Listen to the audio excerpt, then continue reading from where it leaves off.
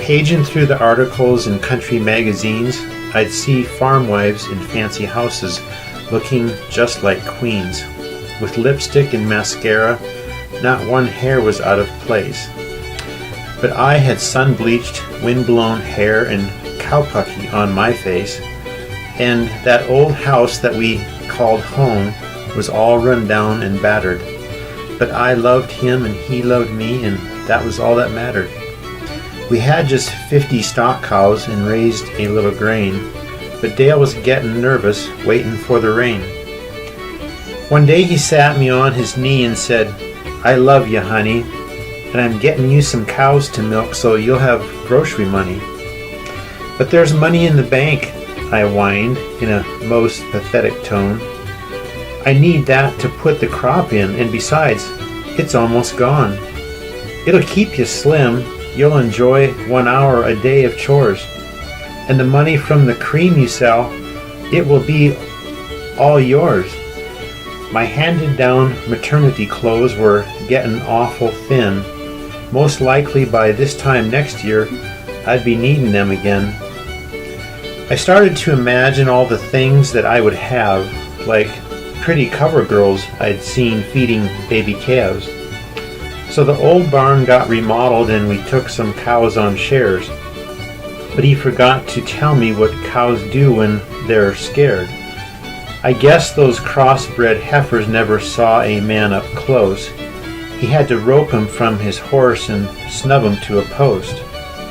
And when he tried to milk 'em, he'd be hanging from the rafters while they snorted at his feet. And he was yelling things at them I wouldn't dare repeat. And there was squishy green stuff squirting everywhere, in my clothes and on my face and dripping from my hair. This delightful hour of chores was 2 or 3 if I was lucky, and then it took another hour to clean up all that pucky. And you know, those baby calves that he promised would be ours? Well, there were 22 in all, and every one had scours. With syringes, pills, and charcoal, and a homemade drencher pump, we filled them with electrolytes and finally plugged them up. If those big cows would kick and dance while I milked down their udder, I'd be off my stool screaming while the milk ran in the gutter. But I was quick to find a way to cover up my sin. I discovered, to my delight, when I let a new batch in. There's one of those old girls who thinks she's still a calf, I guess, so I'd just unlock her stanchion and she would lick up that mess. Now that cow kept my secret well. Dale never even dreamed. That stuff he's eaten with his cake is recycled whipping cream. We bought a separator and sold the cream for pay, but now he thinks it's a crime to throw that skim milk away. So he bought pigs, and twice a day they're climbing up the gate, a fightin' and a screamin' for the milk I'd separate. With club in one hand, the milk in the other, I'd buckle up my boots and make a beeline for the troughs, those pigs in hot pursuit. About the time I'd get there, they'd hit me from behind. Now my milk is upside down and I'm pickled in pig brine. I never figured out how to beat 'em to the troughs, but I could see Adam's wisdom when he named those animals hogs. When the moon danced on the river, we could see it from our ranch. I'd romanticize. We'll ride out there some night, its beauty will hold us entranced. Where were those evenings spent? Not watching that view from a horse, but down in that old hog barn with a pregnant sow, of course. The handsome hunk I loves so much and married at long last was covered with grease and reeked of sweat and losing his hair fast. Being married to this cattleman was proving kinda tough. It seemed no matter what I did, it was never good enough. We had Herefords, heifer, and Holsteins. The difference he thought I'd know, till I told him the Holstein Herefords were in with the heifer bull. Why that man got so upset is still a mystery. He told me to push that lever and they all looked the same to me, and there ought to be a law against these guys getting stuck or dragging wives out in the cold to start an old farm truck. He'd say, "Now throttle her way down and let the clutch out slow. Until the chain is tight, then give her heck and go." The tractor engine choked if I throttled down too much, so I'd rev her up a bit and forget to use the clutch. By the time that truck was running, our marriage was a wreck. The times we didn't snap the chain, we almost snapped his neck. It was useless to remind him I could neither see nor hear commands. He'd give sign language way back there in the rear. So I'd just throttle down a little and let the clutch out slow till, wham, the chain was tight, and then away we'd go. Mud and snow were usually deep. It was hard to stay on track, so I would drive a mile or so before I'd dare look back. He'd fight to keep that truck running upright on the road without plowing into the tractor in case my pace was slowed. When I looked into his face, I'd meet his angry stare, and the sermon he had ready was enough to curl my hair. One morning we were selling pigs. A preacher stopped our way. He's trying to sell a vehicle to supplement his pay. Our car was getting pretty old. It wasn't running well. He said he'd stay to help us load and hoped to make a sale. Stock trailers were non-existent. They'd go up a ramp to the truck. They gave me a short 2x4 and told me of their plan. "If anything gets close, let 'em have it as hard as you can." The preacher took the other side and Dale came up behind to push those Yorkshires up the ramp in case they changed their mind. I'm not an animal beater, but I hoped they'd come my way. I had a score to settle and those pigs were gonna pay. For all the times they knocked me down and the sleepless nights I'd spent, I vowed I'd hit 'em hard enough to leave a little dent. Well, my chance came and I blew it. That first pig got away. But my husband didn't, and I won't forget that day. He grabbed the pig's hind leg, and I did like he said I should. When he got close, I let him have it as hard as I could.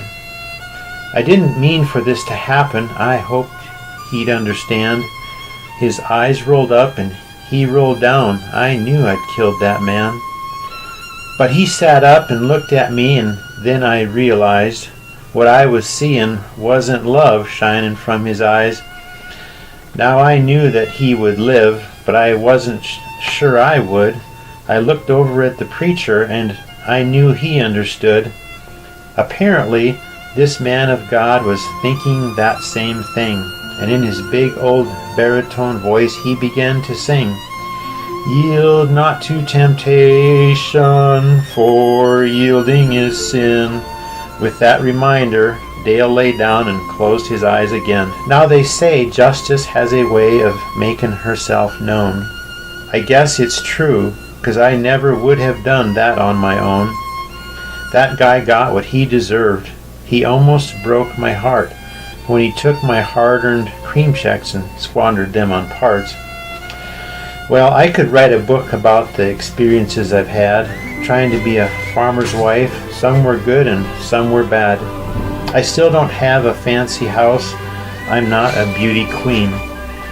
But it would take the whole wide world to buy the fun I've seen.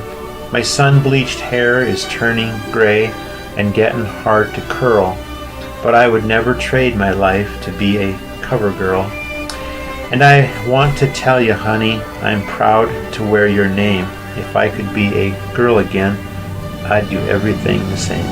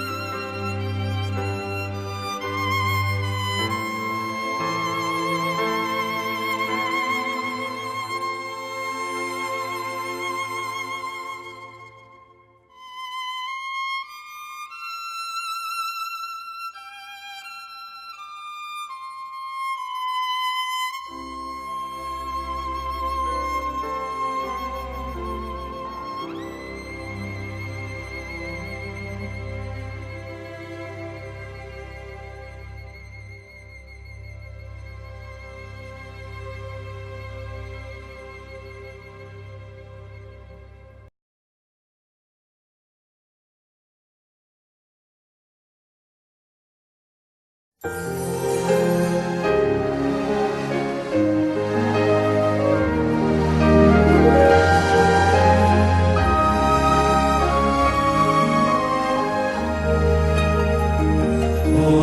my God, when I in awesome wonder consider all the worlds thine hands have made, I see the stars